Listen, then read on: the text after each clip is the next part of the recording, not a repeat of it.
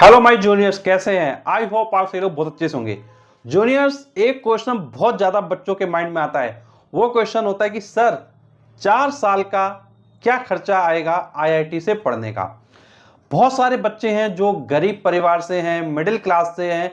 Post preparation के समय एक चीज ये जरूर सोचते हैं कि सर आईआईटी से मैं पढ़ाई करूंगा, 4 साल के क्या एक्सपेंसेस आएंगे, कितना मेरे पढ़ाई में खर्चा आएगा, क्या मेरे फैमिली वाले उस खर्चे को वेयर कर पाएंगे। बच्चों, बिल्कुल भी चिंता करने की जरूरत नहीं है, बिकॉज आपकी फैमिली डेफिनेटली खर्चों को वेयर कर लेगी। तो चलिए हम लोग बात करते हैं सबसे पहले क्या फीस स्ट्रक्चर रहने वाला है आईआईटी कॉलेजेस का।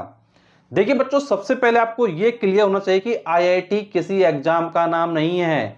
आईआईटी क्या है? आईआईटी कॉलेज का नाम होता है। जैसे आईआईटी कानपुर है, आईआईटी खड़गपुर है, आईआईटी बॉम्बे है। तो बच्चों, इस तरीके से टोटल कितने आईआईटीज हैं? टोटल आईआईटीज हैं 23। तो टोटल 23 आईआईटीज हैं। और बच्चों, इन आईआईटी कॉलेज से अगर आप अपनी प्रिपरेशन करते हैं बीटेक की, तो बच्चों बेस्ट पार्ट ये है कि आपका जो प्लेसमेंट है वो काफी अच्छा होता है। आप may be 3 lakh per month, 5 lakh per month, 10 lakh per month तक पैसे कमा सकते हैं। बच्चों, आपको पता होगा कि आईआईटी कानपुर से अभी 1 साल पहले पैकेज गया था 4 करोड़ का। बच्चों समझिए, एक बच्चा उस लेवल पे पहुंच रहा है कि जहां उसका पैकेज 4 करोड़ का जा रहा है।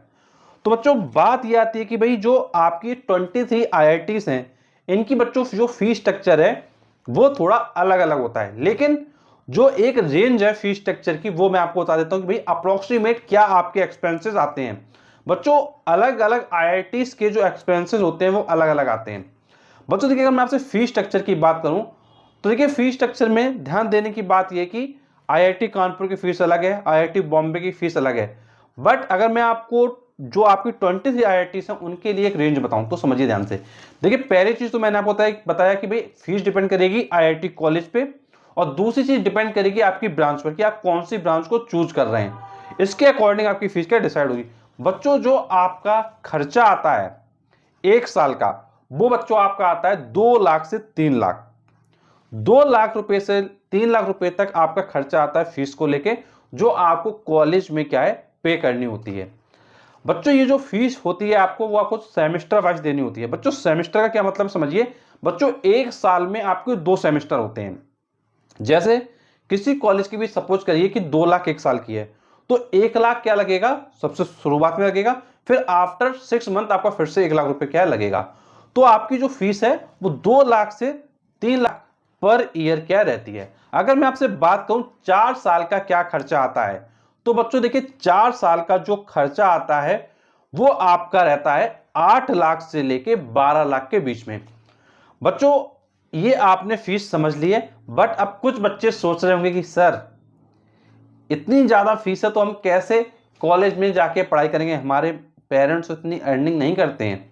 बच्चों, चिंता करने की जरूरत नहीं है। देखिए बच्चों, गवर्नमेंट आपके लिए सुविधा प्रोवाइड करती है। सुविधा कैसी प्रोवाइड करती है? 2 तरीके की।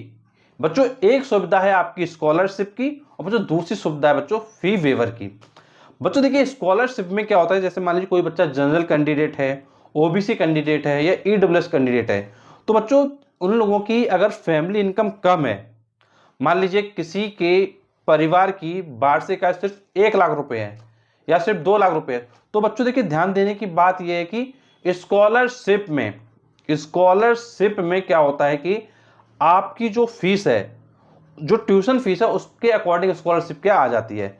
फॉर एग्जाम्पल मैं अगर आपसे बात करूं कि अगर आपकी 1 साल की फीस लगभग 2 लाख रुपए है, तो आप मान के चलिए कि 1,20,000 से 1,40,000 के समथिंग आपकी जो स्कॉलरशिप है वो क्या है आपके बैंक अकाउंट में क्या वापस आ जाती है। इसके लिए आपको क्या है स्कॉलरशिप का क्या फॉर्म भरना पड़ता है। स्टार्टिंग में आपको पैसा पे करना पड़ेगा, बट उसके बाद आप क्या कर सकते हैं, स्कॉलरशिप क्या ले सकते हैं। कुछ बच्चे सोच रहे होंगे सर मेरे पापा या मेरे मम्मी के पास 2 लाख रुपए नहीं है, अब क्या करना है।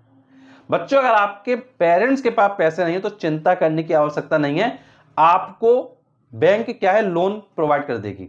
देखिए, जितने भी अच्छे कॉलेजेस होते हैं जैसे आईआईटी कॉलेज, बच्चों अगर आप बैंक में बात करेंगे तो भाई आईआईटी कॉलेज के नाम पर आपको क्या लोन प्रोवाइड हो जाएगा, कोई दिक्कत नहीं होगी। बच्चों स्टूडेंट लोन मिलता है पढ़ाई के लिए, तो ध्यान रखिएगा। अगर आप एजुकेशन लोन की तरफ जाएंगे तो आपको ध्यान रखना है कि भाई आपको स्टार्टिंग में कोई इंटरेस्ट भी नहीं देना होता है। जब आपकी पढ़ाई कंप्लीट हो जाती है 4 साल की, उसके बाद आपको क्या इंटरेस्ट वगैरह क्या उस पर देना होता है। तो आपके पास देखिए बहुत तरीके हैं पढ़ाई करने का। जैसे फॉर एग्जांपल आपकी शुरुआत में 2 लाख पे करना है, तो आप क्या करिए 2 लाख का लोन ले लीजिए बैंक से एजुकेशन लोन की तरह, और उस लोन को लेने के बाद आप अपना क्या उसको भर दीजिए। फिर उसके बाद क्या है आपके पास मान लीजिए स्कॉलरशिप वगैरह आ जाएगी। फिर उसके बाद जब नेक्स्ट ईयर जाए जितने लोन की फीस जरूरत पड़े तो आप फिर से लोन ले सकते हैं। तो देखिए आईआईटी कॉलेज के नाम पर सारी बैंकें आपको तुरंत ही लोन फाइनेंस कर देती है, कोई दिक्कत नहीं होती है। तो आईआईटी की भी अपने आप में एक बहुत अच्छी बात है कि भाई आईआईटी कॉलेज के नाम पर बैंक बिना सोचे आपको लोन क्या दे देती है, बिकॉज वो जानती हैं कि जो बच्चा आईआईटी कॉलेज में जा सकता है उसके अंदर पोटेंशियल है कुछ करने का, वो लाइफ में डेफिनेटली सक्सेसफुल तो होगा ही होगा। बस ध्यान देने की बात यह कि सिस्टमेटिक वे में जो अब आप 4 ईयर का बीटेक करेंगे उसको अच्छे से करना है। अगर आप उसको अच्छे से कर लेंगे तो डेफिनेटली अच्छा प्लेसमेंट आपका होगा, और लोन जो आपका बहुत कम अमाउंट का होगा उस लोन को आप इजीली क्या है पे भी कर पाएंगे, कोई आपको दिक्कत होगी भी नहीं।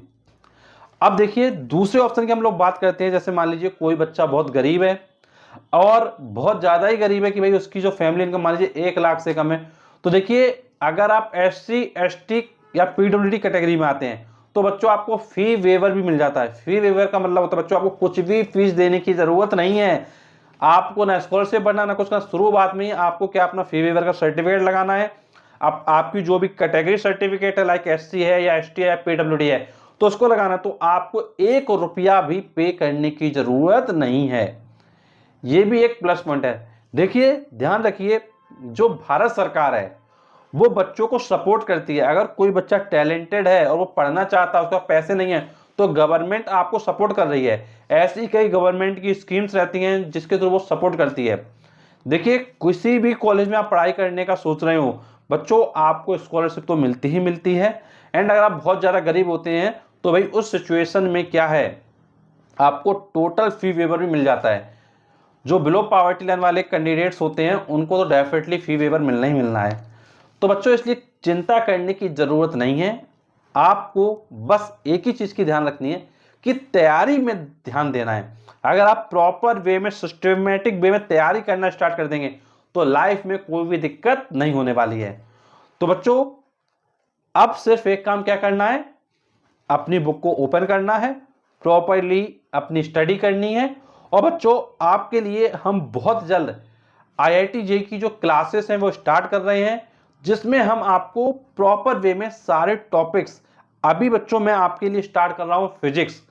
तो फिजिक्स में बच्चों को बहुत ज़्यादा प्रॉब्लम है, तो बच्चों फिजिक्स के क्या कॉन्सेप्ट है, कैसे आपको अप्लाई करना है, कैसे न्यूमेरिकल्स आपको लगाने हैं, वो सारी चीज़ें मैं आपके साथ क्या डिस्कस करूंगा और प्रॉपर वे में सारी क्लासेस भी आपको प्रोवाइड करूंगा। तो देर मत कीजिए, आज ही चैनल को सब्सक्राइब कर लीजिए जिससे कि कोई भी इंपॉर्टेंट वीडियो आपके साथ क्या मिस ना हो।